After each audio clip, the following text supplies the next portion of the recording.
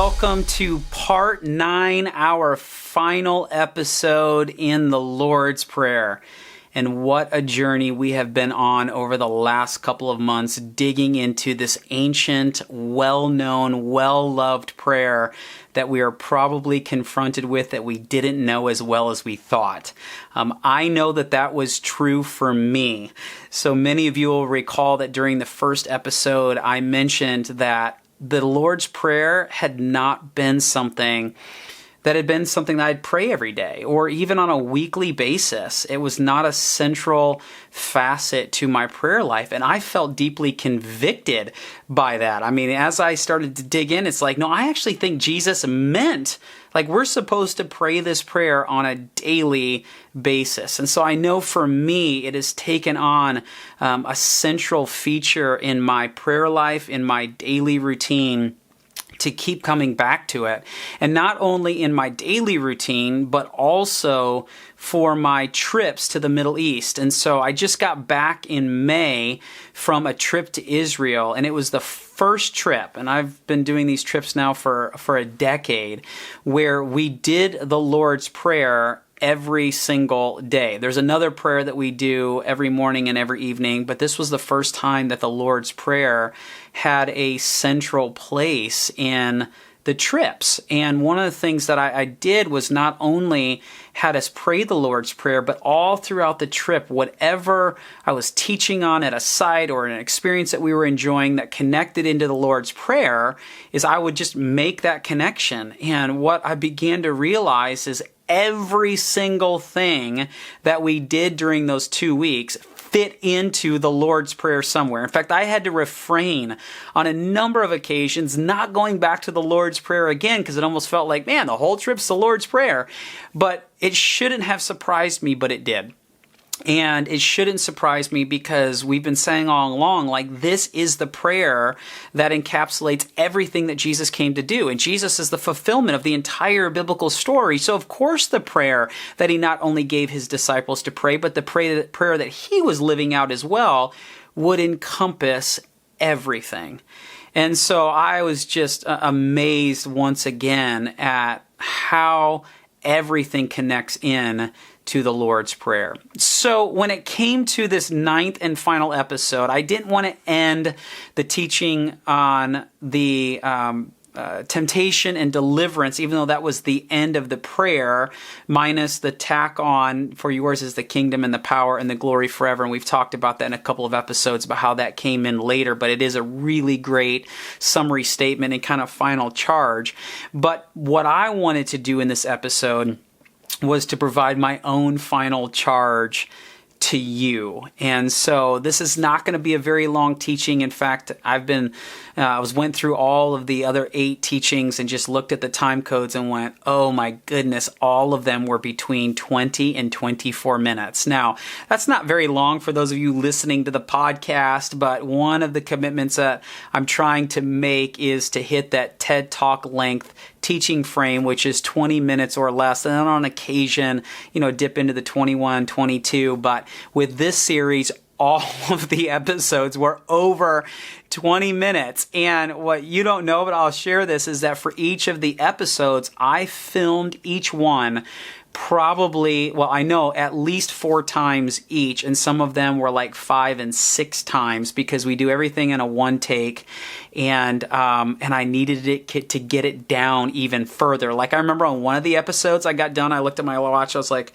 that was a 35-minute teaching, just slightly over the 20-minute mark that we're shooting for, and I had to just keep shaving and shaving and shaving, and so there was still so much more to tackle in those episodes. But what I've tried to do in this series is provide you with extremely content-rich episodes that even if they're 24 minutes long or 22 minutes long, that you're going, that was well worth it. So I don't want to do that in this episode. We're not going to do any new teaching here on the Lord's Prayer, but here's what I wanted to do for this episode, is I just wanted to encourage you to own this prayer, to actually think about this prayer on a daily basis and make it a central facet of your prayer life. And I believe that one of the best ways that we can do that is to just keep revisiting what the Lord's Prayer is all about. So if throughout this series you heard me mention, one of the authors and you haven't checked out, N.T. Wright's book or some of the other resources that have been linked there, I'd love to invite you to do so. If any episode in particular just really captured your attention, go back and watch it or listen to it again. And I think that that's just going to continue to help you to go deeper with the Lord's Prayer, because if this is something that's going to capture our prayer life on a daily basis, then continuing to grow in our understanding of what it involves, I think, is just a really great use of our time and our energy. So those are two encouragements that I wanted to give you, that those linked resources, check those out, rewatch maybe parts of the series or re-listen to it, especially to the ones that may have pushed you or challenged you or really encouraged you and you just needed to hear again. But I wanted to answer a question in this episode that came in during the midst of the series, and it was from a gentleman by the name of Todd. And Todd wrote in and said, I used to say the Lord's Prayer every day, and then it just became really routine. And so he just asked this question. He says, how do I pray this prayer as a daily routine again without it becoming routine? And I thought that is such a great question. And so I just wanted to offer a few ways to engage this prayer on a daily basis and even on a weekly basis. And so here are 3 different ways that you can pray or utilize the Lord's Prayer. The first is kind of one of the main ways that I've been doing it over the last couple of months, which is every day when I sit down. And I've talked a little bit in the series about my prayer journal and, all of that.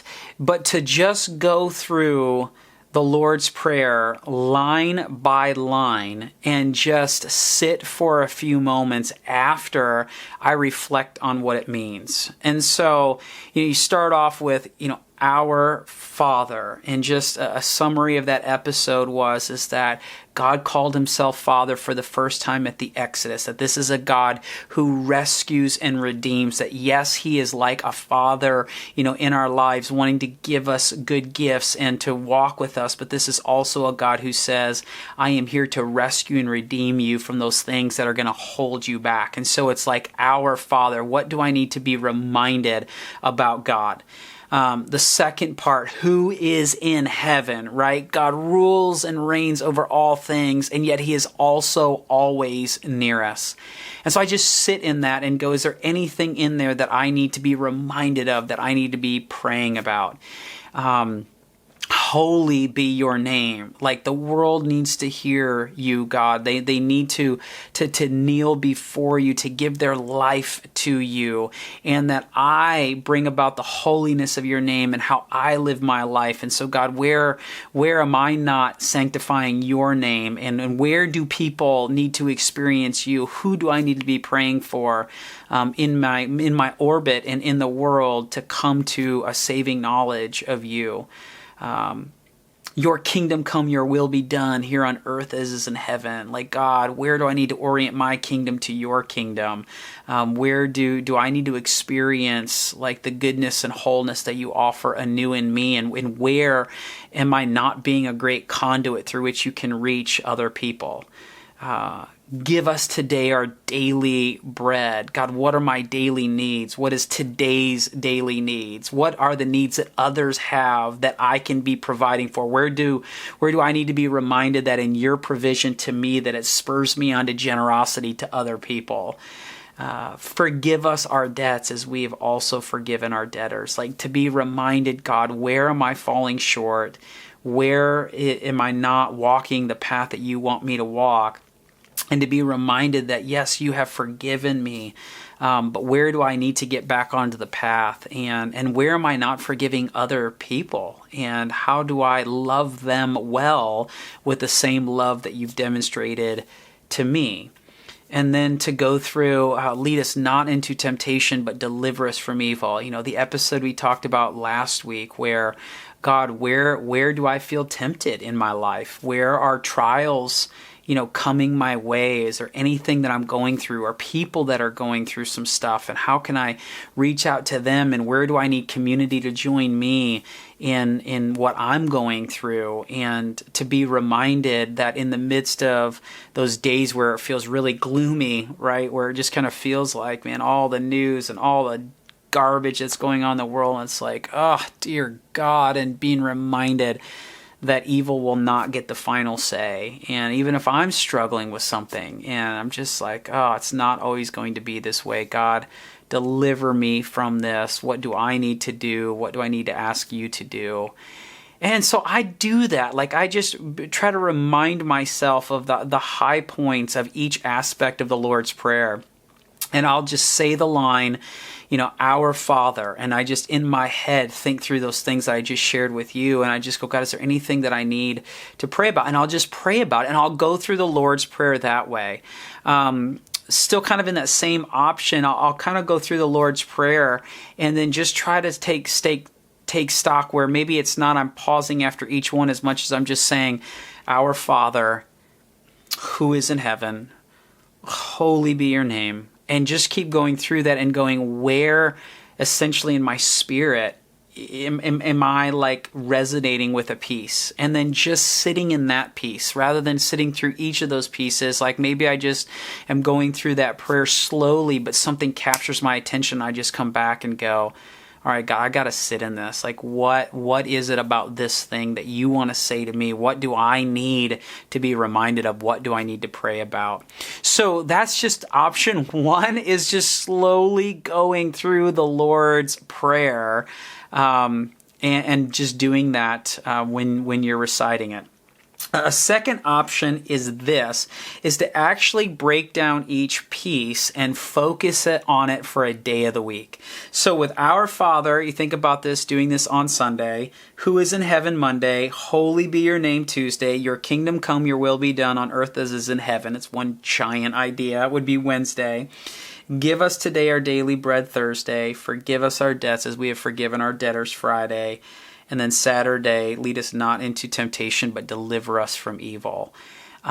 Which for some of you, like Saturday, that would be a really good day to be praying that part of the prayer. You get a lot of temptations on the weekends, depending upon, where you're at and what your world looks like. And maybe for some of you who, are in college and, this is the time where everybody's going out, or you just, are part of an environment where Saturday is a party day, or people kind of let loose, and maybe, just you think through that, but you just, I still would say, you pray the Lord's Prayer every day, but then you really just focus in on that one piece for that day of the week. So on Monday, right, it is just, you're saying the whole prayer, and if God wants to speak to you in some other aspect of the prayer, great.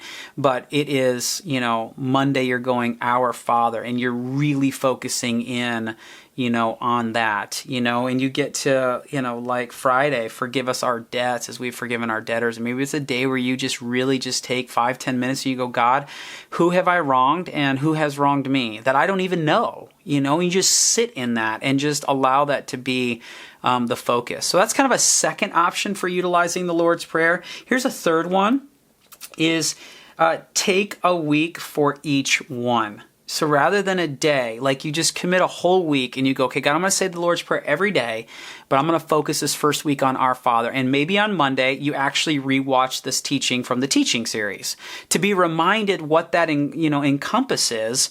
And, you make your notes and all of that, and you spend the week like really praying around Our Father. And then the next week you go, who is in heaven? And you just kind of build on that from there. And so that's another way to utilize the Lord's Prayer. So I just wanted to offer those up to you as just 3 different ideas, ways to utilize the Lord's Prayer, utilizing it in the way that Jesus gave it to us. And then I wanted just to offer something else, because this came in during the series, and I thought this was pretty cool, was create your own version of the Lord's Prayer. Like, I still think it's really helpful to pray the way that Jesus wanted us to pray and being reminded of that, but for you to also then think about going, all right, let me take what I am learning and let me put it in additional words so that I can be reminded of the things I want to be reminded of. So just out of the blue during this series, I never said anything about this. A gentleman by the name of Dwight sent this in and said, hey, I just wanted to share with you how I'm kind of, utilizing this for my own kind of rendition of the Lord's Prayer. So I just want to read this to you because I thought it was just really cool and really helpful. It says this. It says, Jesus and my Father in heaven, your name and love is so great, I can only understand it by your Son's name, Jesus, Prince Jesus. Please let your will in heaven make its way here on earth, and let me not be a hindrance. Oh, such a great part. I am in awe when I see it, and let it fill me like daily bread. I ask that I'm strong enough to overcome temptations and appreciate you delivering me from evil. Thank you that my sins are forgiven so that I can in turn forgive others. Let me learn to see how your kingdom knows of no end. My spirit is uplifted by it, and through your Son, Prince Jesus, may the day see your will be done further and further. So I just thought that was really cool, and that might be a fun idea for you just to kind of own the Lord's Prayer in that way. So friends, again, I just want to encourage you, own this prayer. What have you learned in this series? What changes have you wanted to make? Are you making those changes? Has it become a daily rhythm for you? And if the answer to any of those questions are no, then I want to encourage you to just own this prayer and to think about what would it look like to wake up every day and to have this prayer on the forefront of your mind. How would you live life differently? How would you engage in conversations differently? How would you handle news that came your way that would be very anxious ridden to you in the past? How would you handle just how you engage your work and your family and your friends differently if this was at the forefront of your mind? Because I believe that it could change so much in our lives. So friends, own it. Go after it, make it a central part of your life, and live out the kingdom story that God has invited you into. And as we have done all throughout the series, let's do it one last time. Let's pray the Lord's Prayer together. Our Father, who is in heaven, holy be your name. Your kingdom come, your will be done, here on earth as it is in heaven. Give us today our daily bread, and forgive us our debts as we have forgiven our debtors.